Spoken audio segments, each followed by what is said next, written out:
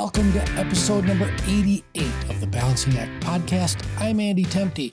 Today we have our second guest joining us in our new mini-series entitled The Balancing Acts That Leaders Play.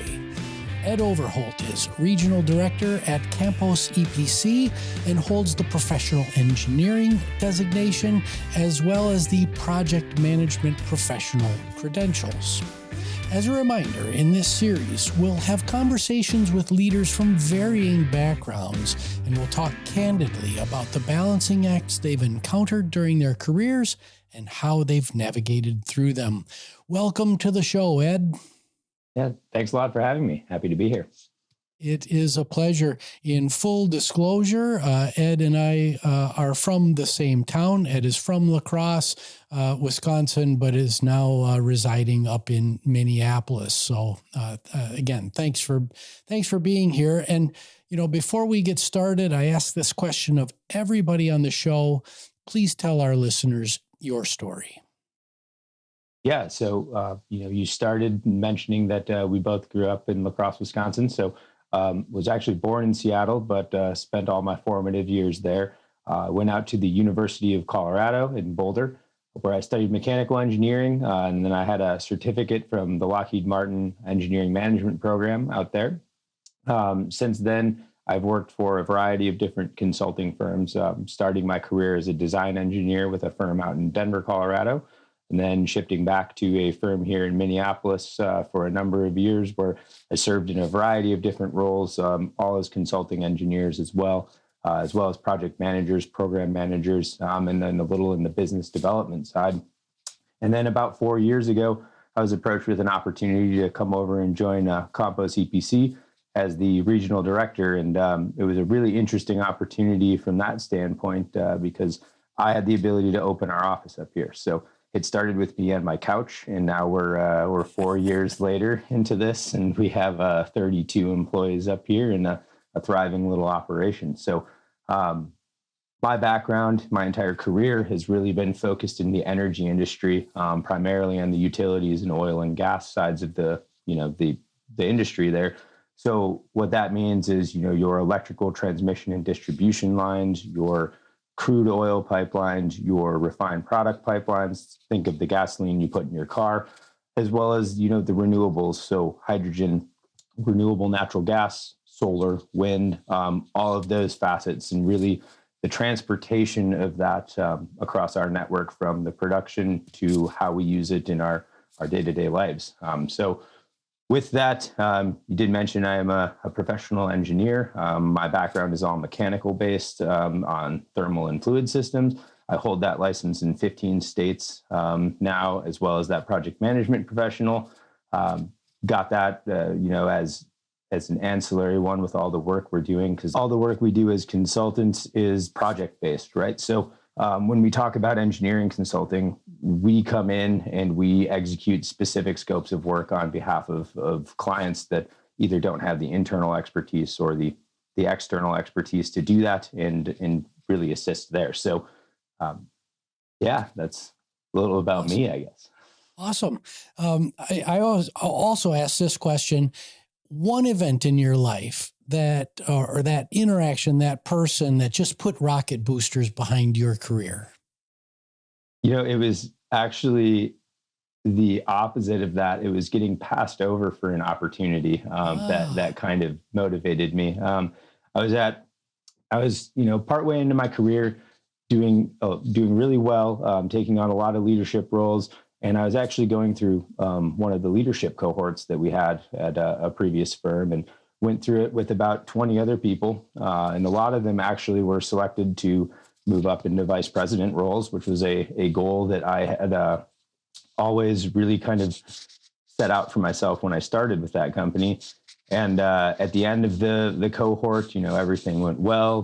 But the feedback I got was, you're not old enough and not ready to take that role yet. And I actually was pretty flustered enough by that to make a career change and get driven forward. But through happenstance, I saw one of my old colleagues started with Campos, and he posted about it on LinkedIn, and we'd stayed in touch. And I said, "Hey, congrats on the new job.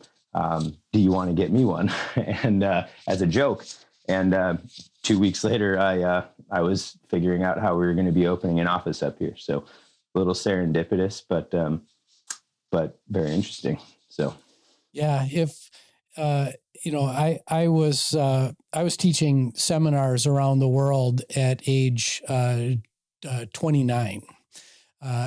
To finance professionals everywhere. And I would get that periodically. Boy, you seem awfully young for what you're doing. So kudos to you for basically telling the folks that told you that you're going somewhere else. You walked with your feet, obviously, but congratulations on that. Yeah, thank you very much. Yeah. So let's get to the balancing act part of things. If you had to choose the most important balancing act that early career leaders play, what would that be? Well, the hardest one and the most important one is that as a leader, you can no longer solve your problems by just working harder. As an individual contributor, as an engineer, as a designer, as a team member, you have problems, things that need to get done, and you can, work late, work the weekend, put in the extra effort to do it, but you can't manage or lead out of these problems by working harder. So it's really finding people you can trust, that you can empower to do that type of work, right? Work harder, put in the hours, and to inspire them to do that and give them the tools to do that and be able to delegate to them effectively and really create that culture of trust and accountability. So it's having to realize that you need to release your grip on the work that needs to be done and empower those around you to do it. Yeah. Well, thank you for sharing that, because I've seen it many times in my career, individuals that move into leadership positions and imagine that they're going to be able to firefight their way through and just kind of brute force their way through those kinds of challenges and end up not empowering their team members. And you end up in the category of being a boss or being a manager and not really being a leader. So again, thank you for reminding our listeners of that. And one caveat, Mr. Overholt here is in his earlier in his career, certainly than I am. So that's why I'm asking him specifically about these early career leader issues. As an early career leader, what's the most important balancing act you play that has had a direct impact on your success as a leader? Is it different from what you just talked about? And if so, why? So I certainly think what we just touched on is a key part of that, right? If you can't do that, you certainly can let it consume you.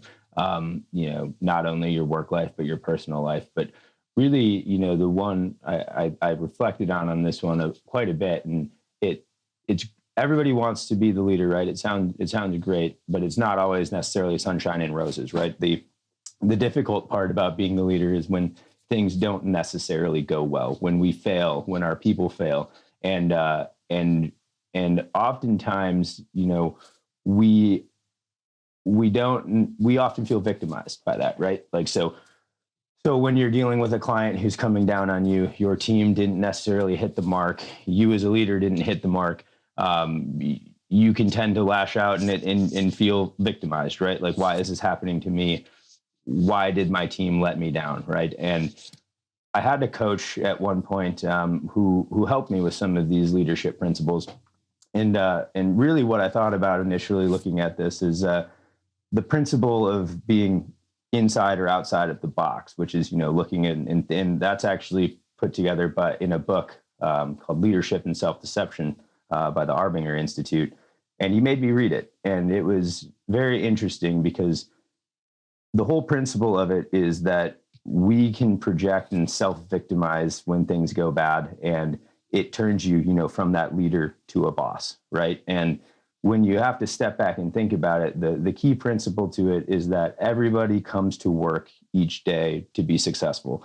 The majority of people don't come there to undermine, to attack, to sabotage the team, the company, the goal, and the project, right? So making sure every time you start to feel that way, and it's natural, it's something I combat with, day to day when things don't go well, to pause, take the step back and remember we're a team, and that everybody working underneath you, with you, and along that path are all striving for success. And it's our job as leaders to pick the team up, pick ourselves up, course correct, and provide that feedback, because, at the end of the day, our success all relies on the success of everyone with us.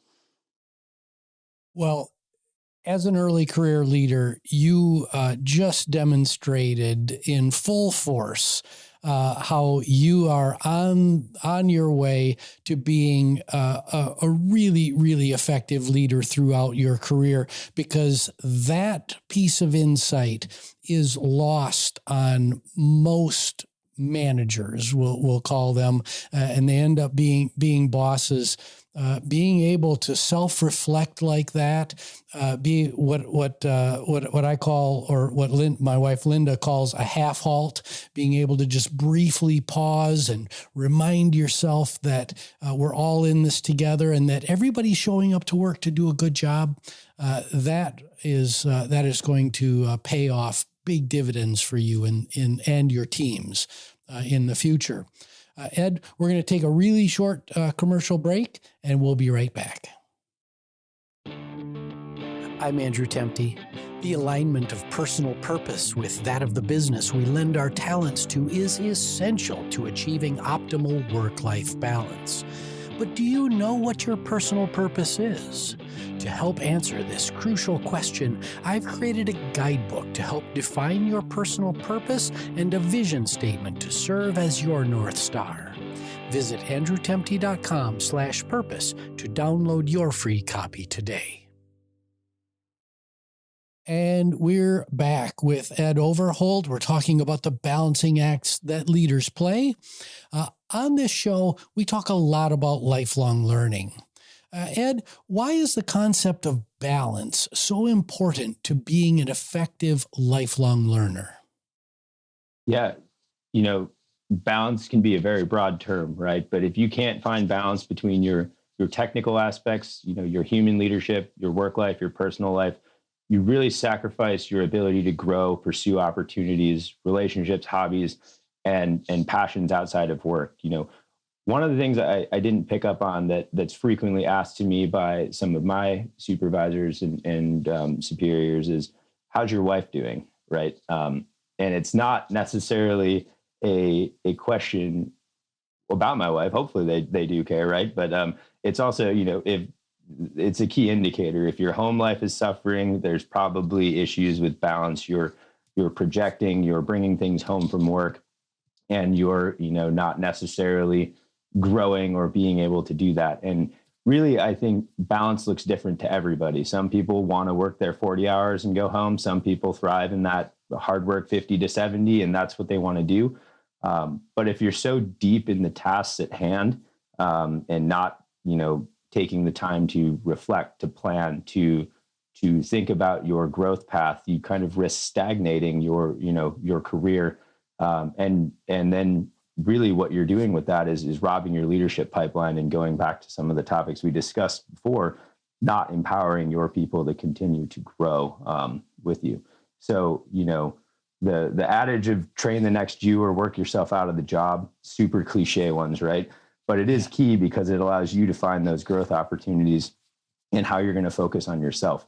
It has a trickle down to all of your staff too. And if you can really lead by that example and show ways that you can grow and how they can grow with you, I think that's so important. And really there's always something to learn. And very much like golf, it's the day you think you have it figured out is the day everything changes, right? So, yeah. Golf, singer, your job, you name it. The second you think you got it all figured out, It's all going to come crashing down, and you just got to pick yourself up, build yourself back up through that continuous improvement and lifelong learning. Ed, I talk a lot on this show about the balancing act between technical skill and human skill that you alluded to before. As an engineering leader, what's your perspective on getting this balancing act right? And to put it very simply, if you had a new job seeker in front of you right now, what advice would you give to them to balance the human and technical skills as they begin their career? Yeah, it really, to me, boils down to one point, and it's really communication and how we handle that. It balancing technical skill and the applicable human skill comes down to knowing your audience and how you're going to communicate with them. Talking to colleagues internally is completely different than talking to external clients. Talking to other engineers is different than talking to the business finance side of things. Certain information has to be thoughtfully communicated or else it loses its value. An engineer talking to the CEO about, hey, we need to do X, Y, Z in very technical terms, unless that person was at one point an engineer, which sometimes does happen, a lot of it's lost in them. So, understanding how the topic needs to be conveyed to that audience and what the goal of that conversation is something we need to think about every day. Like I mentioned earlier, if you're talking to an engineer, they're honed in on the technical aspects of the job. Why is this going to work? How is it going to work? Why did you pick material X over material Y? And at the same time, you may be talking to their boss or their project manager, and they just want to know how much it costs, how much it's going to impact the schedule. How does it affect the scope? They're two completely different conversations, and applying one with one group and one with the other is going to lead to plenty of headaches on that side. Yeah. As I was listening to you talk, the word storytelling just kept coming into my mind. Communication is all about wrapping that story together and knowing how to tell the story to different audiences. So thank you for bringing that front and center. Ed, we're going to begin to close out the show soon. But I'm going to put you in a time machine. If you had access to a time machine and could send a message, a very short message to the Ed Overholt that was deep in his college years at Colorado Boulder, what would that message be? It's such a corny one, but I'll never forget. My dad always told me, "Don't be in a hurry to grow up too fast," and it was always, "Yeah, okay, sure." But at the time, college feels stressful, but that stress is relative, right?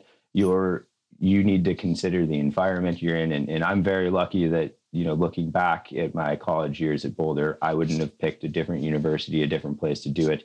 Had a fantastic time, and I learned a lot about everything that you could learn about. And, ultimately it gets harder from there, right? And there isn't an off switch as we move forward in our careers. You can't go on spring break, take a pause. We have PTO, you have avenues to do that, but there isn't necessarily an end in sight early in your career. That may change as you begin, the next phases and as you grow there, but enjoy it. Take the time to learn as much as you can. Maintain all of those relationships that you generate there. Like I talked about, the first boss I ever had out of school is responsible for bringing me over to this company. And it's some of the folks you meet there, some of the things you learn about, the topics that and the opportunities you have, all are things that you can carry forward in your career. Yeah. I'm hearing perspective matters and having at least a modicum of perspective and foresight, just a little bit in your college days. Final question: what's the most exciting thing that you're working on at Campos, and what's next for Ed Overholt? Well, we are working on a lot of things, right? The energy space is in the news almost daily. We're talking about electrification of cars, the electrification of our grid, green energy, global warming.